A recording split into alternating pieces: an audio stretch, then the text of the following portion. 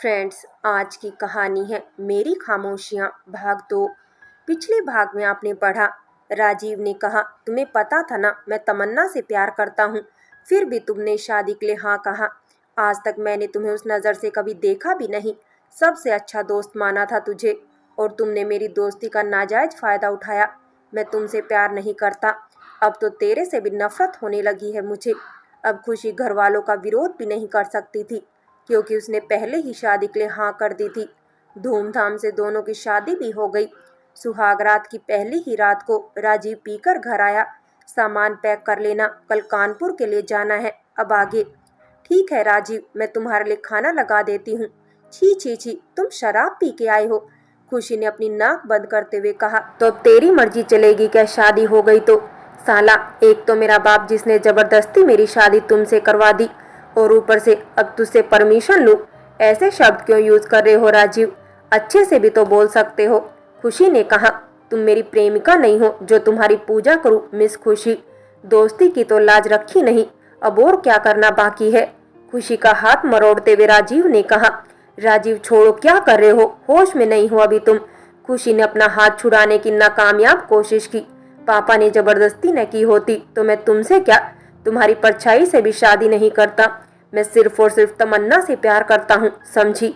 एक अच्छा खासा लड़का देख लिया तो मुझसे शादी के सपने देखने लगी, और अब जब सपने देख ही चुकी हो तो मैं तुम्हें अब दिखाऊंगा कि सपनों को कैसे तोड़ा जाता है। राजीव ने अंदर से दरवाजा बंद कर लिया। राजीव, दरवाजा खोलो प्लीज, अभी तुम होश में नहीं हो, खुशी ने राजीव से पीछे की ओर जाते हुए कहा, जहाँ पीछे की ओर 2 टेबल और पास में एक बड़ा सा बेड था। राजीव आगे बढ़ रहा था, तभी खुशी के हाथ से टेबल पर रखा हुआ दूध गिर गया। राजीव गुस्से में खुशी को पकड़कर दीवार के सहारे लगाते हुए उसके शरीर को नोचने लगा। उसने उसकी साड़ी जो मम्मी ने उसे उसकी शादी में दी थी को फाड़ दिया और बेड पर पटक दिया। खुशी रोने लगी। चुप, एकदम चुप हो जाओ, एक भी आवाज नहीं निकलनी चाहिए तुम्हारे मुंह से। उस दिन विकास नहीं मिला होता तो मुझे तो इस भोले से चेहरे के पीछे का सच भी नहीं पता चलता। राजीव ने उसके बाल पकड़कर कहा। हमने क्या किया है? खुशी ने पूछा। तुम खुद नहीं चाहती थी मैं और तमन्ना एक हो। विकास ने मुझे सब बताया कि तुम मुझसे शादी करने के लिए मरी जा रही हो, इसलिए तुमने उस दिन पता नहीं क्या क्या अनाप शनाप बोला उसके सामने। तब से तो मुझे देखती भी नहीं, तुमने ही उसे भड़काया है मेरे खिलाफ। पहले तो मुझे लगा विकास झूठ बोल रहा है, लेकिन जब घर आया तो पापा ने मुझे तुमसे शादी करने को बोला और अपनी अंतिम इच्छा पूरी करने की कसम खिला दी। मैंने भी सोच लिया है तुमसे गिन गिन के बदला लूंगा। अब बता क्या करूं तेरे साथ में? राजीव उसके हाथों को मरोड़ते हुए बोला। राजीव, तुम गलत समझ रहे हो, खुशी इतना कहते हुए रोने लगी। बाहर से आवाज आई। क्या हुआ? क्या टूटा? कुछ नहीं माँ, एक बिल्ली थी कमरे में, भगा दिया उसे, राजीव बोला। आज तुम्हें छोड़ रहा हूँ, लेकिन तुम्हारी हालत वो करूंगा कि किसी को भी मुंह दिखाने के लायक नहीं रहोगी, समझी? उसे धक्का देते हुए राजीव बाहर निकल गया। खुशी आज खुद को बहुत अकेला समझ रही थी। वो समझ गई थी विकास ने जानबूझकर राजीव के कान भरे हैं, लेकिन राजीव को तो समझना चाहिए था कि मैं ऐसी लड़की नहीं हूँ। वो तो मुझे बचपन से जानता है, मेरे स्वभाव को। आज खुशी पहली बार अपने शरीर को देख रही थी, जिस पर एक लंबे समय के बाद घाव दिख रहा था, वो भी एकदम साफ साफ। इसी तरह का पहला घाव उसे तब लगा था जब वह चंचल के उम्र की थी। उस समय घर पर काम करने आने वाले उमा चाचा उसे तरह तरह के चॉकलेट जो उसे पसंद होता था लाते थे, और उसके बहाने उसे जगह जगह छूते थे। खुशी को ये बहुत अजीब लगता। एक दिन उसने मम्मी को ये बात बता दी। उस दिन दीक्षित जी ने उमा जी की खूब पिटाई की और उसे पुलिस के हवाले कर दिया। इस घटना की याद आज भी ताजा थी खुशी के दिमाग में, जिसे अनजाने में ही राजीव ने दोबारा से ताजा कर दिया था। बिस्तर के एक कोने में उसने खुद से ये प्रश्न पूछा, एक बार मेरी बात तो सुन लेते कम से कम राजीव। सुबह होते ही सास खुशी के कमरे की ओर गई। खुशी, दरवाजा खोलो बेटा, सुबह हो गई है। खुशी तैयार होकर बाहर आई। अरे मेरी बहू तो बड़ी ही समझदार है, सुबह ही तैयार हो गई। खुशी ने मम्मी के पैर छुए। हमेशा खुश रहो बेटा, तुम ये मत समझना कि ये तुम्हारी माँ का घर नहीं है, यहाँ तुम अकेली हो, मेरी एक भी बेटी नहीं है, आज से तुम ही मेरी बेटी हुई। खुशी की आंखों में दर्द के साथ अपनी नई माँ के प्यार की चमक भी दिखाई दे रही थी। इधर खुशी के मायके में खुशी के पापा खुशी की मम्मी से पूछते हैं, अनीता जी क्यों रो रही हो आप?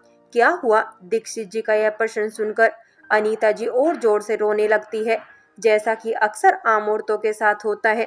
मेरी बेटी पता नहीं कैसी होगी, सब उसे मानते तो होंगे ना? अनीता जी का ये प्रश्न स्वाभाविक था। हर माँ को अपनी बेटी, जिसे वो दूसरों के भरोसे छोड़ रही है, के बारे में चिंता होती ही है। अरे बहुत खुश होगी वो वहाँ पर, और वैसे भी किसी दूसरे के घर तो गई नहीं, अपने दोस्त के ही घर पर ही तो है। दीक्षित जी ने उन्हें धैर्य बंधाया। आप तो जानते ही है ना, कहने को तो चंचल अभी बच्ची है, लेकिन खुशी भी अभी बच्ची ही है। हाँ, कभी जिद नहीं करती, लेकिन उसकी आंखों में उसका भोलापन साफ दिखता है। अपनी कोई भी परेशानी नहीं बताती, बस खुद में ही दबा के रह जाती है। कुछ भी हो, बस उसे भगवान खुश रखे, उसे कभी भी दुख ना हो जी। अनीता जी फफक फफक कर रो पड़ी। दोनों को रोता देखकर चंचल, जो भी पढ़ने ही जाने वाली थी, वो भी रोने लगी। इधर खुशी और राजीव की ट्रेन शाम को कानपुर के लिए जाने वाली थी। लगभग सारी तैयारियां हो चुकी थी। सास ससुर दोनों को स्टेशन छोड़ने आए और राजीव को बुलाकर प्रमोद ने कहा, बेटा, तुमने मेरी ये इच्छा पूरी करके मुझे बहुत बड़ा सुख दिया है। अब बस एक पोते की तमन्ना है, अगर वो पूरा कर सको तो बाकी तुम्हारी मर्जी। एक बाप आखिर क्या होता है, एक बाप बनने पर ही पता चलता है। उसके बाद वे उससे कुछ कस्में लेने लगे, जैसे खुशी को खुश रखना, दुख मत देना, और भी बहुत कुछ। राजीव ने कुछ नहीं कहा। ट्रेन तब तक आ चुकी थी। राजीव को याद है वो बात, जब बचपन में उसकी तबीयत बहुत ज्यादा खराब थी। उसके पापा कैसे इधर उधर रोते रोते सब डॉक्टरों से उसके जीवन की भीख मांग रहे थे। उसके बाद तो उसने कसम ही खा ली थी, पापा जो कहेंगे वो वही करेगा।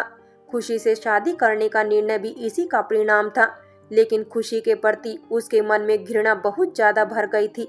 खुशी को बहुत डर लग रहा था। ऐसा पहली बार था। पहले जब वो उसके साथ बैठती थी तो उसे सबसे ज्यादा कंफर्टेबल महसूस होता था, लेकिन कल रात के बाद उसका नजरिया ही बदल चुका था।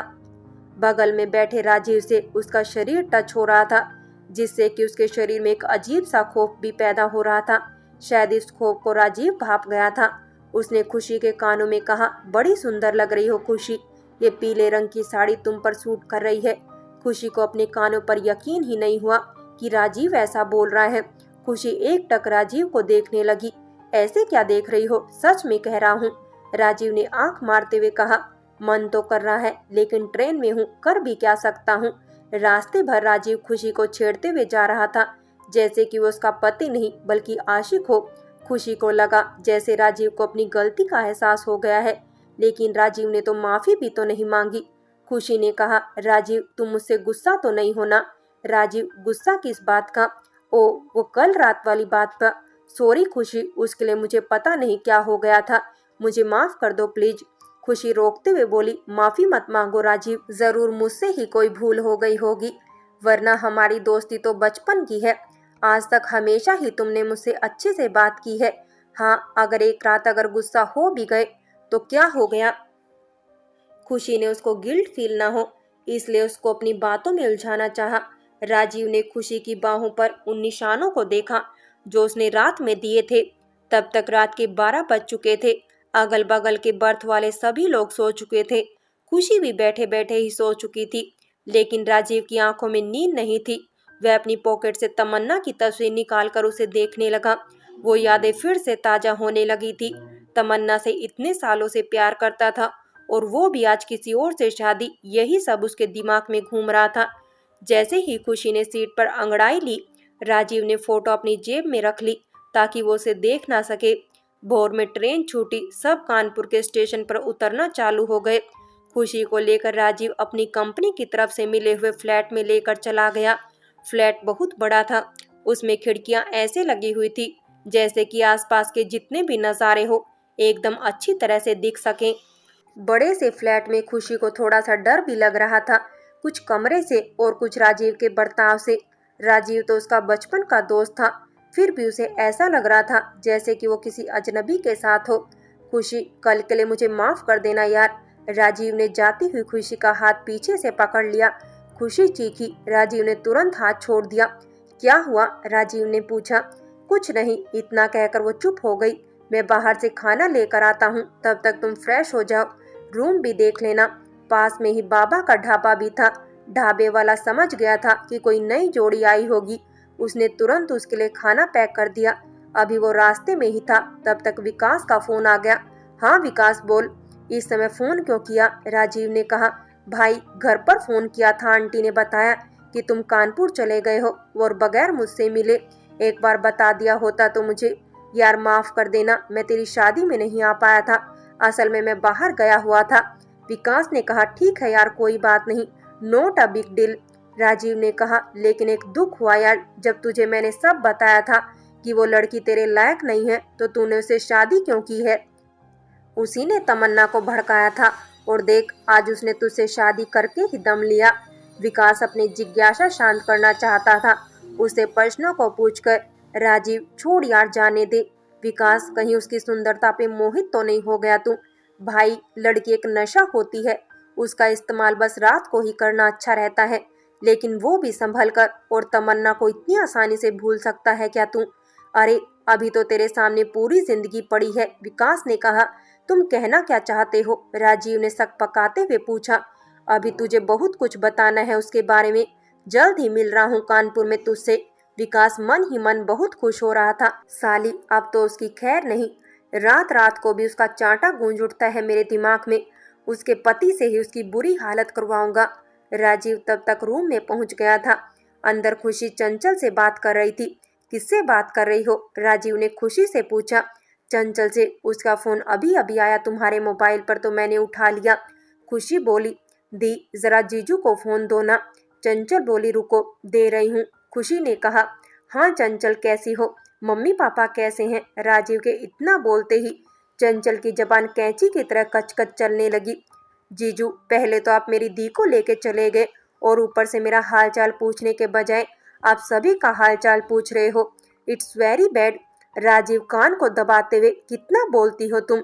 एक तो तुम हो और एक इधर तुम्हारी दी है जो जल्दी बोलती ही नहीं। अच्छा ऐसी बात है, कहीं आप मेरी दी को परेशान तो नहीं करते ना? जब वो परेशान होती है तो किसी से भी बात नहीं करती, खुद में ही खो जाती है। कभी कभी तो वो मुझसे भी बात नहीं करती। वैसे आपको तो पता ही है ना, मैं उन्हें कम परेशान करती हूँ।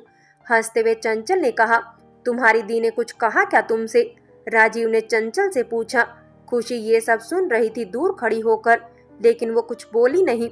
बस उसने राजीव की ओर देखते हुए ना में सिर हिलाया। नहीं जीजू, कुछ बात होती है तो वो बताती थोड़ी ना है। अगर कोई बात होती तो मैं आपकी अच्छी तरह से खबर भी ले लेती ना फिर से। खिलखिलाते हुए चंचल की आवाज खुशी के कानों में पड़ी। खुशी डर रही थी राजीव को कहीं गुस्सा ना आ जाए। राजीव की ओर मासूमियत के साथ देखकर खुशी ने अपनी गर्दन नीचे कर ली। राजीव ने कहा। अरे नहीं चंचल, ऐसा कुछ भी नहीं हुआ। राजीव ने बात छुपाने की कोशिश की। वैसे मुझे आपसे ही बात करनी थी। दी का कुछ सामान छूट गया है, जब आप आइएगा तो मैं उसे आपको दे दूंगी और मुझे भी दी के पास ले चलिएगा। ले चलेंगे ना? अपनी बात मनवाने के ढंग में चंचल ने ऑर्डर दिया। अच्छा मेरी माँ, ले चलेंगे, राजीव ने कहा।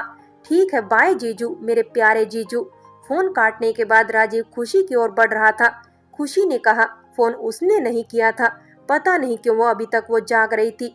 घर में अकेली है इसलिए उसने फोन किया है। फ्रेंड्स, क्या राजीव विकास की बातों में आएगा या नहीं? क्या राजीव खुशी को खुश रख पाएगा या नहीं? अब राजीव खुशी के साथ क्या करने वाला है, जानने के लिए कहानी का अगला भाग अवश्य देखें। और अगर कहानी अच्छी लगी हो तो लाइक करें, शेयर करें और प्यार भरी कहानी चैनल को सब्सक्राइब करें।